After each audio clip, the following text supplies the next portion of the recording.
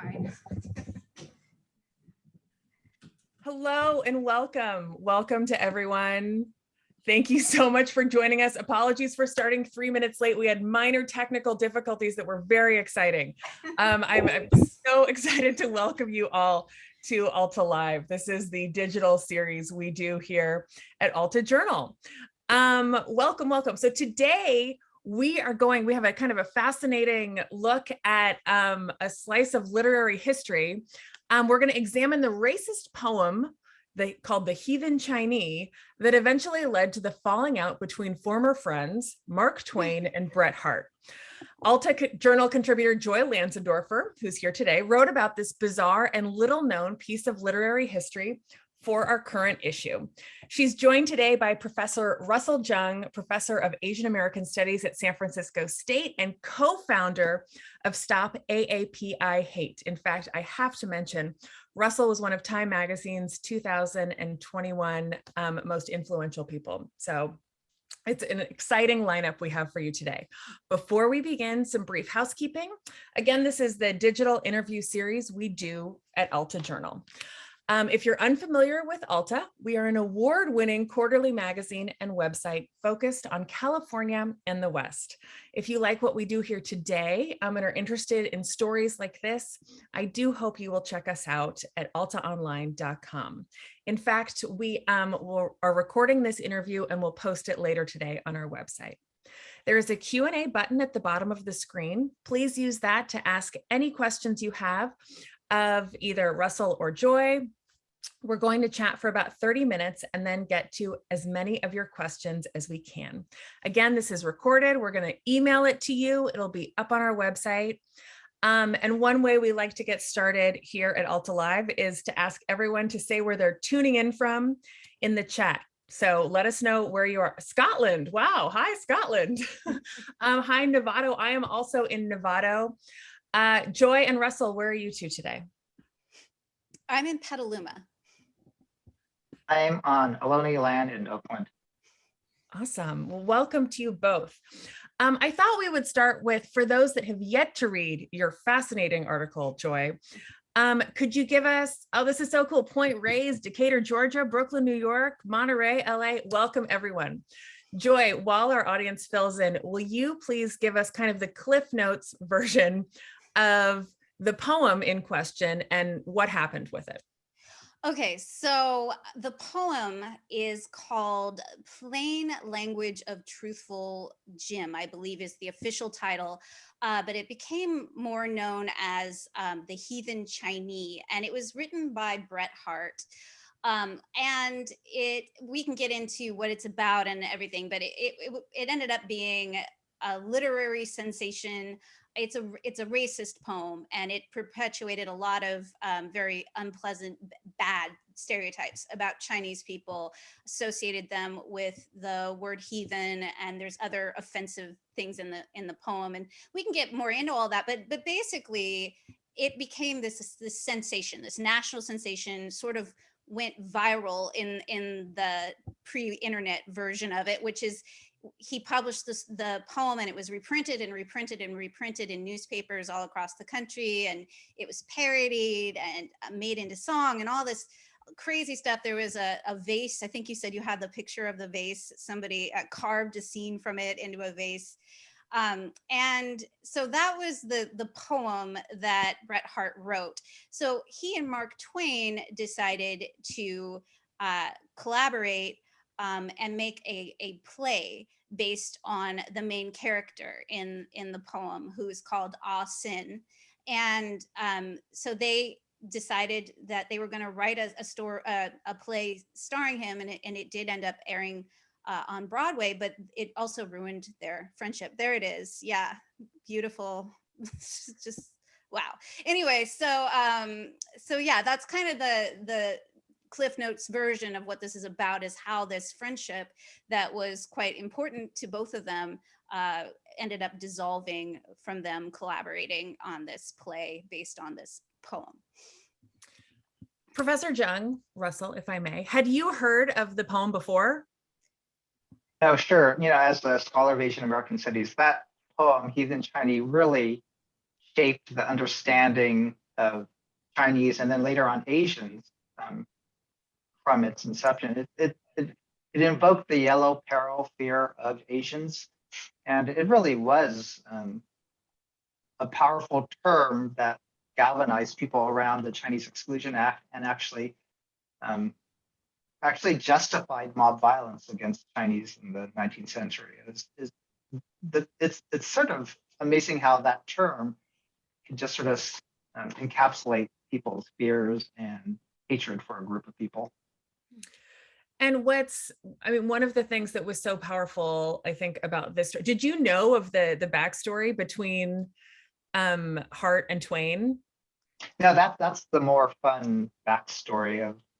I didn't know about the play, and I didn't know about Twain and Harte's collaboration. But what I thought was really interesting is, I never thought of Heathen Chinese was supposed to be a parody, but if you read it today, it seems like, wow, it's a pretty racist depiction of Asians.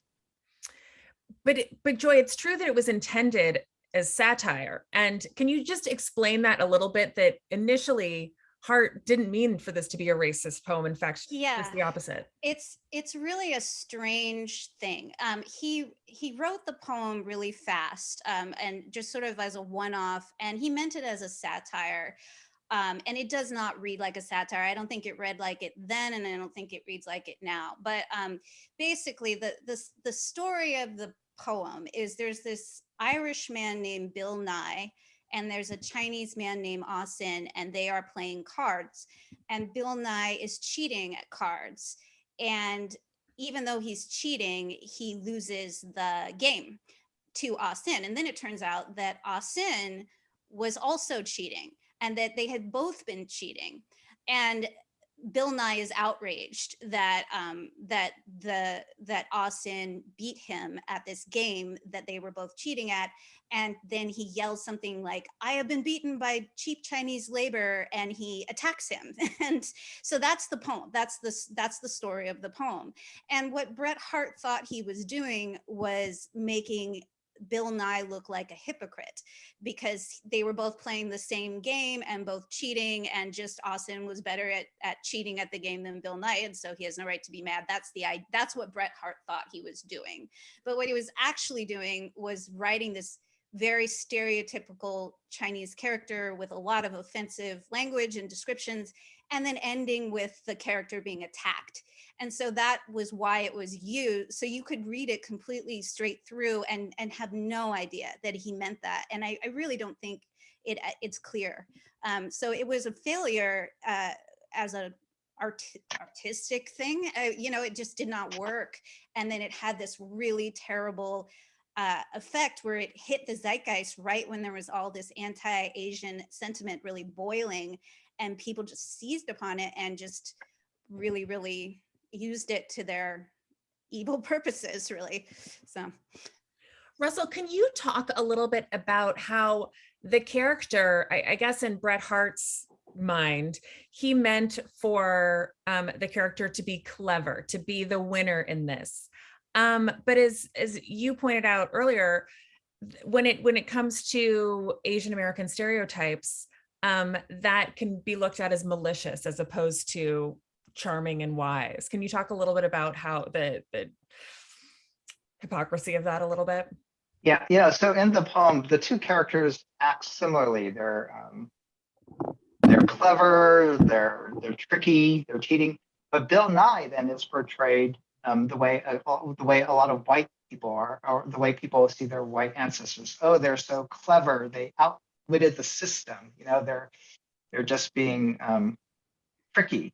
Whereas an outgroup like Chinese were then, although they do the exact same things, are portrayed as being diabolical, as being conniving, of being sinister.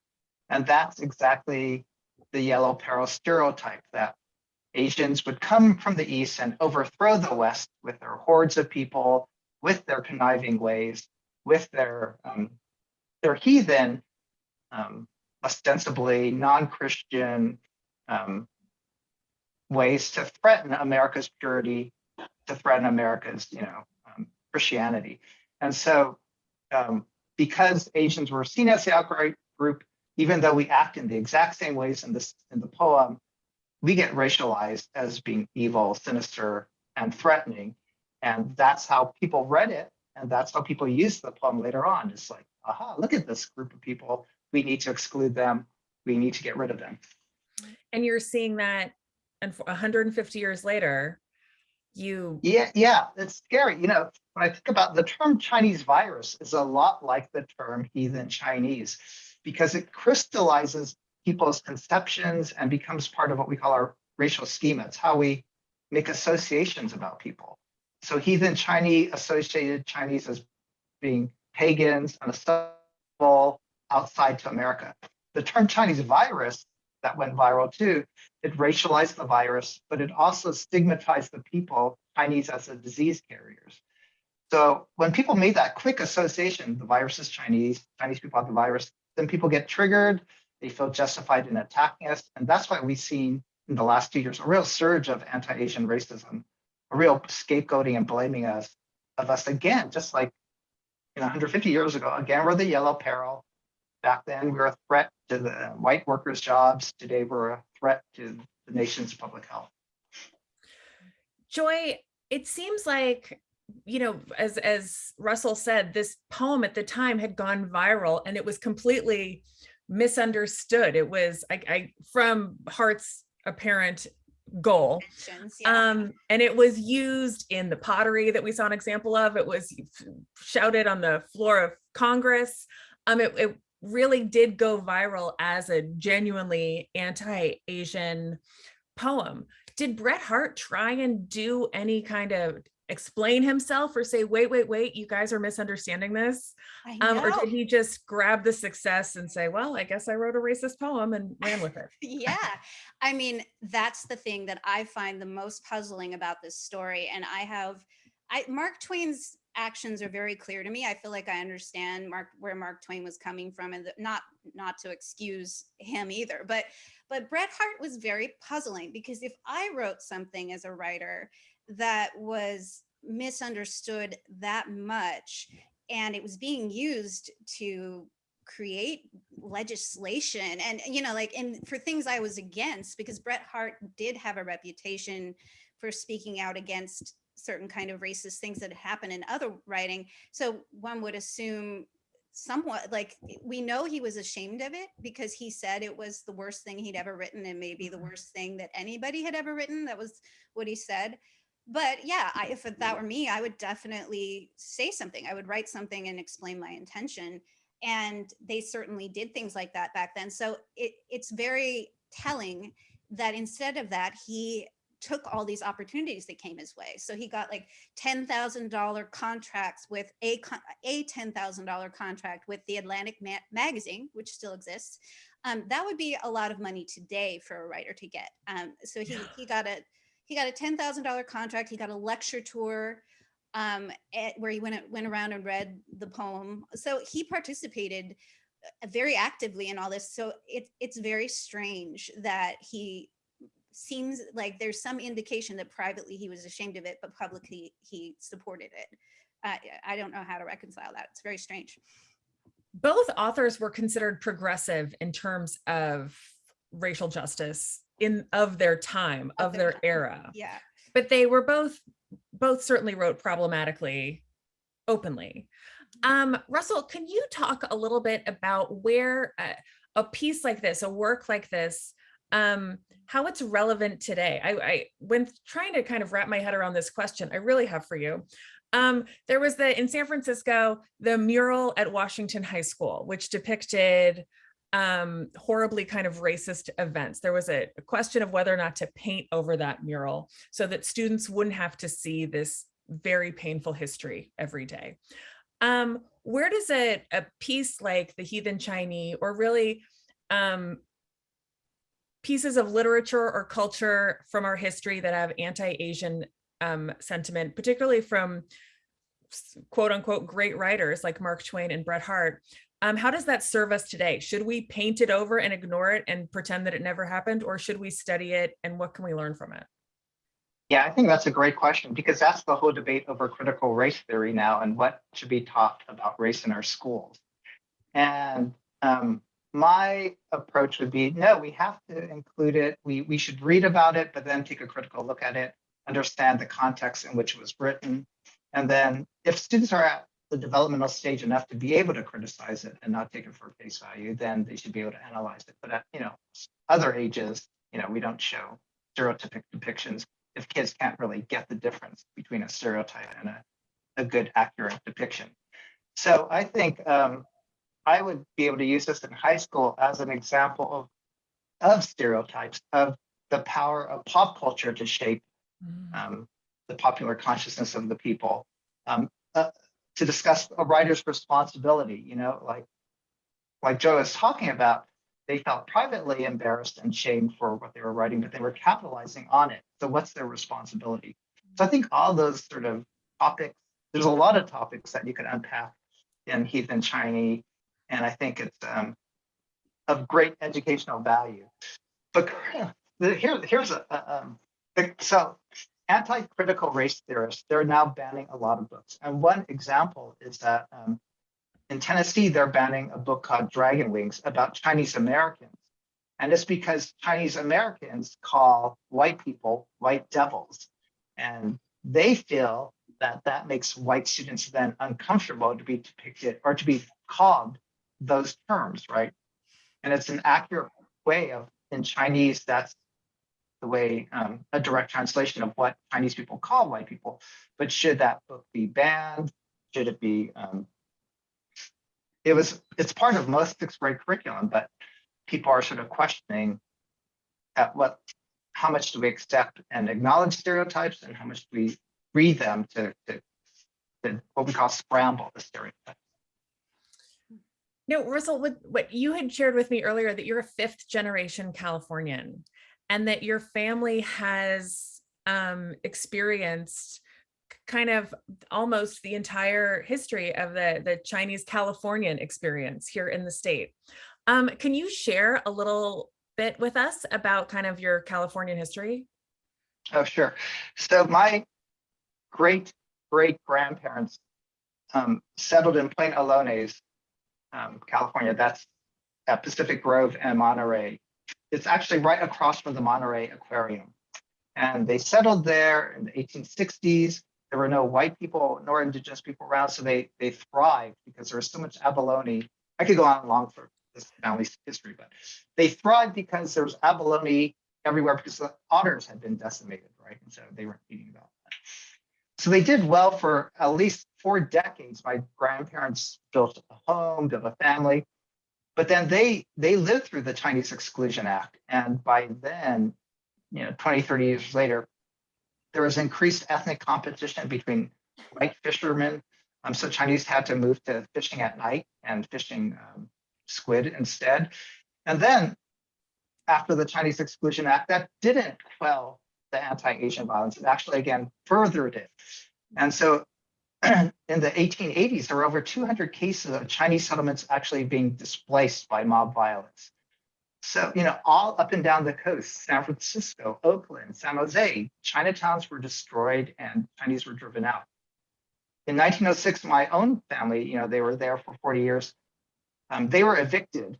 And when they wouldn't leave, a fire burned down the entire village of 200 people.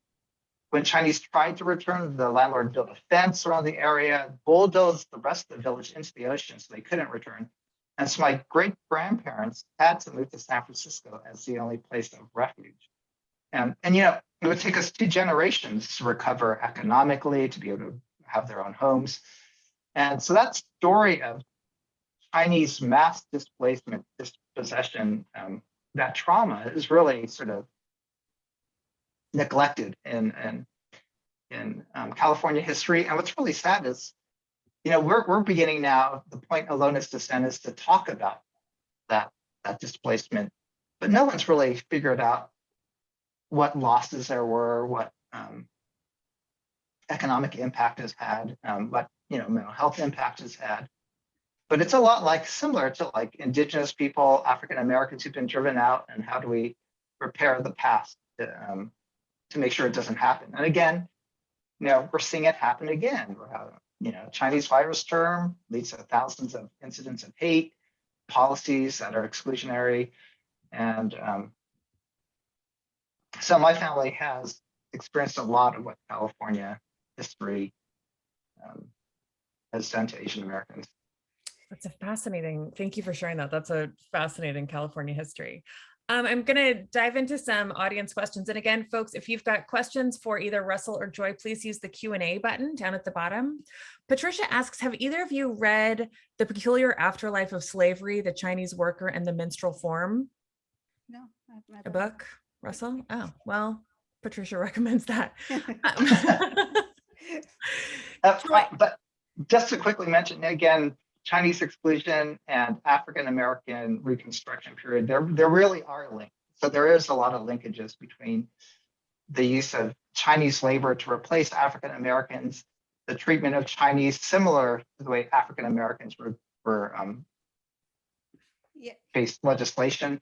And so there are a lot of parallels. And then in popular culture, blackface and yellowface were again similarities. So I think there are a lot of parallels between the African American. Well, yeah, and you know, with the whole thing with Chinese families being driven out. I mean, I wrote an article about that a while back, and it is astounding how many towns up and down the West Coast had Chinese communities that were founding members of those communities, like your family, and they were pushed out of those communities exactly like what happened to your family. And so, I mean, just towns you wouldn't think, like, you know, Eureka in Humboldt County and here in Petaluma, I believe, and, you know, just all up and down, it was rampant. And yeah, that was just, I didn't realize how bad that was until I wrote that article. And there's a really good book about it by Jean Pfizer, I believe is her name. But I don't remember. It might be called Driven Out if you want to read more about that topic. We'll find it for you and email you. Joy, Carolyn asked, can you just clarify exactly how did this play turn? Yeah. Well, why did this play create the big breakup of Mark Twain and Bret Harte? Okay, so yes, this is actually what the article's about, more than, you know, Chinese families being driven out. So what happened was, so Mark Twain and Bret Harte, they had this like very fruitful friendship at the very beginning of their relationship. And Bret Harte was actually way more established than Mark Twain. He had much more success early on. And they had a lot in common. They were the same age. They both wrote humor. And Bret Harte actually helped Mark Twain to become Mark Twain. He helped him develop his voice as a mature writer. And they were living in San Francisco. But over time, that relationship started to get a little, you know how it is when you're sometimes a little too intimate with your friend and you're a little too involved in their life. That's kind of what it was like, where they were in each other's finances and getting a little jealous of each other. And so when the Heathen Chinese became this huge thing, and Mark Twain saw Bret Harte getting all these opportunities, I'm sure there was some kind of rivalry going on there. But what really got Mark Twain was that Bret Harte kind of squandered all of that. He didn't make anything out of it. And so by the time in 1876, so 6 years later, when Bret Harte came to Mark Twain about making a play about starring Ah Sin, the Chinese character from the poem, he was broke. He was potentially an alcoholic. He certainly seemed like he was a problem drinker, and he had nothing really to show. And so Mark Twain didn't really respect him as much. But the idea of making a play out of this character made a lot of financial sense, because they both had names as humorists, and this was a well-known poem. So they thought they were going to make a lot of money, like it was going to take off and go around and be, you know, like a TV show today where everybody watches it. You know, they would have traveling theater companies. So they get together and they started writing. Bret Harte shows up at Mark Twain's Connecticut mansion, and they start writing it. And Mark Twain later told all these stories about what happened when they were writing the play, and he blamed it on just these silly, like these stories that don't hold water. Like he said, Bret Harte was like insulting his wife, and Mark Twain finally just like got fed up. He's like, "You insulted my wife, get out, sir." You know, like he just told all these whoppers about it. But what actually happened was they had an argument about money, where after they finished the play, Mark Twain got a letter from Bret Harte, and so they finished the play. They were going to write another one. And Mark Twain got a letter from Bret Harte, who owed him money. He owed everybody money. And Bret Harte owed everyone money. Everybody money, yeah. And so Bret Harte owed everyone money, including Mark Twain. He owed him $750. And he asked him for 500 more. And he said, you know, while I was writing this play with you, I couldn't make any money because I was writing a play. So can you give me a loan? And Mark Twain said no. And then Mark Twain said, instead, I will pay you $25 a week to come live with me here and we can write plays together. And that was an insulting offer because they both knew what the other one got paid. They got, you know, $300 to $1,000 an article at that point. And he's saying, you come here and be like, almost like my assistant, and I'll pay you $25 a week and we'll write, and you can help me write plays. And so that their friendship just kind of imploded from there. And so the play did end up going on. But what happened was Mark Twain sort of turned on a dime and he was like, this is my enemy now. And so he very vindictively wrote Bret Harte out of the whole thing. He rewrote the whole play. He convinced the theater people who were working with him to keep Bret Harte out of the rehearsals. And so it got to the point where by the time it opened on Broadway, Bret Harte didn't even come to the opening of the play, even though his name was on it. So that was kind of the story behind the play. But essentially this kind of crappy racist poem and a character from it that both authors agreed was horrible. They decided to capitalize on it and write a play, and it ended up causing a big fight between them. It wasn't a hit anyway. I mean, the whole thing was just a mess. Cursed. Yeah, although I don't know if Mark Twain thought the character was horrible or not, but I do think Bret Harte did. I think Mark Twain thought that kind of stuff was funnier than Bret. I don't know. Who knows what these 19th century men thought. Joy, can I ask a question about that? Sure. So in your article, you wrote, Bret Harte wrote about another Chinese character played by an actor who did Yellowface. Mm-hmm. And Mark Twain thought that actor and that character was just hilarious. Yes. And that's why he wanted to write about Austin, because he thought this is a really funny character. Yeah. Can you explain, given that context, why they thought these sort of racial characters were so hilarious and fun to write about? And then, you know, even like, yeah. Would you be able to do something like that today? Oh, no, you couldn't put a play on Broadway with Yellowface in it. No, but no, you know, why did he think it was funny? Well, I can't answer that. I certainly don't think there's anything funny about it. I think he thought it was like a hilarious clown sort of gambling about the stage. And the thing is, it's hard to tell because Mark Twain was somebody who's very conflicted about race. You know, anybody who's read Huckleberry Finn knows that. And it's weird because when he saw racial atrocities, and he did run into them in his life, he was outraged, but he also grew up in slaveholding Missouri, right? So he grew up in an incredibly racist environment, and I don't think he really reconciled a lot of that.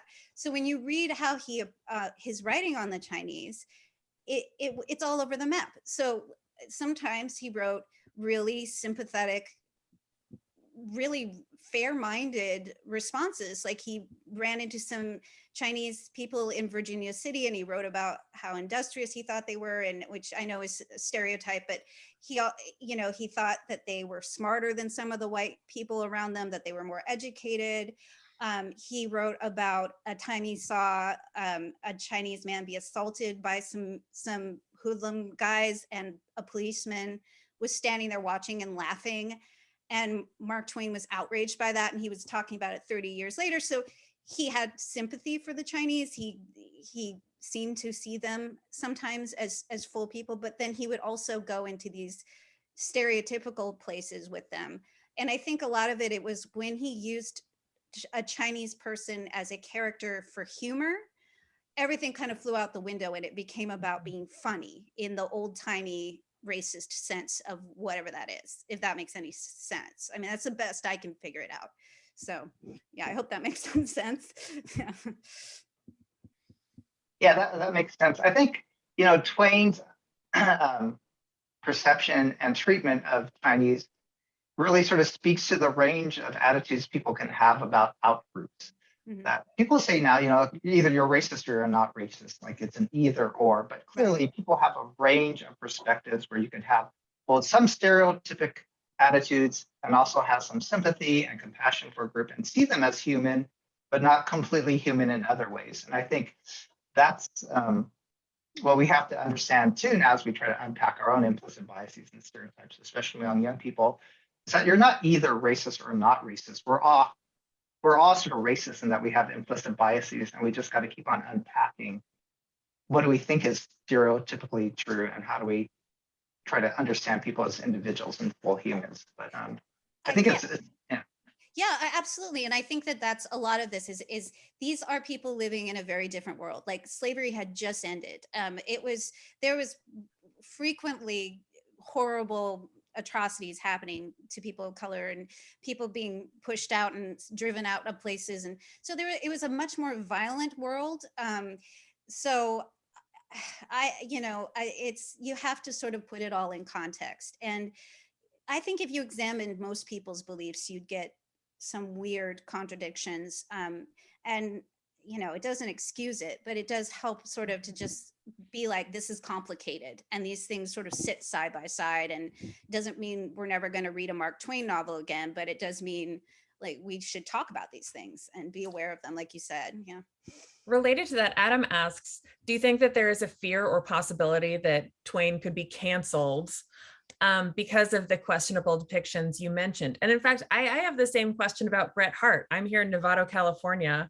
My brother lives in the Bret Harte neighborhood of San Rafael. Do you think that as we re-examine these heroes or icons of our history, that we will cancel them, rename, what have you? And could that ever happen to someone? Should we? And could that ever happen to an American voice like Mark Twain? Shall I answer? I guess I can try to answer that. So I don't think we should cancel Mark Twain for sure. I think Mark Twain is a brilliant American writer. And, like I said, a lot of it is just being aware of this man's biases and understanding that he was a man who lived in the 19th century and he viewed these he had bad opinions and he probably did harm, and that's way more nuanced and complicated than a lot of people want to look at nowadays. And so I think there is sort of a movement to erase some people. Now, should we erase Bret Harte? Should they change the name of that playground? I think that's up to that community, because I don't know that Bret Harte is in the same league as Mark Twain in terms of his literary contributions to America. So I don't know. It's a really tough question. And I can see arguments for both sides, but I definitely draw the line at canceling a big writer like Mark Twain. I think that he did too many other things that are remarkable and important that we just never read him again. So, but it's complicated. I don't know. What do you think, Russell? Professor? Yeah, that's a great question. About it depends on what you define as canceling, right? And so let's say there's a Bret Harte middle school right by my home, and I think we do hold certain individuals more responsible. So when he creates a term like heathen Chinese that goes viral and capitalizes on it, he has a lot more power and influence to shape, again, broader racial views and treatment of Chinese. And so he should be held accountable for that power. In the same way President Trump has so much more platform, he should be more careful with the words that he uses, right? Than some like a minority who says something maybe derogatory towards Bill Nye. They wouldn't have the platform or power to share those ideas, to spread that animus. And so I think we should hold certain people with power to more account, because their their words, their platforms impact the society a lot more. So I just want to just acknowledge the power dynamics that white people have and how they need to be accountable given the greater power. And then if we want to give marginalized communities greater power, then they, like Joy said, local communities should be able to, within bounds, analyze who they want to commemorate, who they want to name, not necessarily to cancel people, but to maybe uplift instead people whom they think is more heroic or more admirable. So I don't really appreciate the cancel approach. I think we should be able to critically analyze, hold people into account, and then sort of amplify those who we think are more noteworthy and deserving of hero status. Russell, would you vote or be in support of changing the name of Bret Harte Elementary in your neighborhood? I think there are probably more pressing issues in terms of education equity than name changes. So yeah, if I had to put my energies into improving our educational system, it wouldn't be on necessarily the names. I would try to work more on the curriculum, teacher salaries, integration of schools. So yeah, I would highlight other issues. Fair enough. My last question, I guess, Russell, is for you. Stop AAPI Hate has been an extraordinary organization and has received kind of global acknowledgement and appreciation. Can you give us a few action items as we learn about this poem, its impact on the times, its continuing impact today? What can we do today, tomorrow, the next weeks and months to support Stop AAPI Hate and further educate ourselves? Yeah, thanks. So again, just like the term heathen Chinese became a stereotype that people really rallied around, the term Chinese virus really was actually death for Asian Americans. And so we need to hold our elected officials and our politicians accountable. So the first thing for me is just to vote for those who promote justice and respect rather than promoting hate and using hate to divide or using fear to divide people.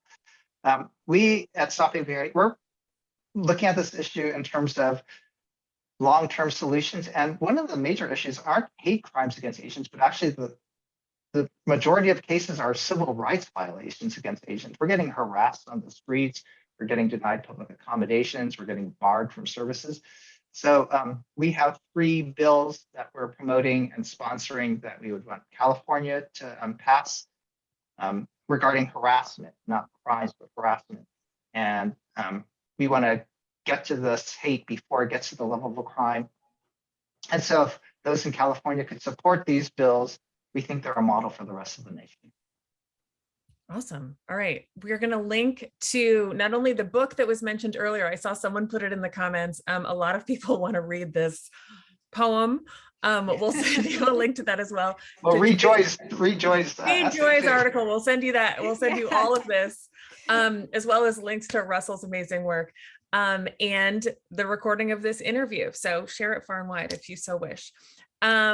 Next week, before you go, I'd like to invite everyone.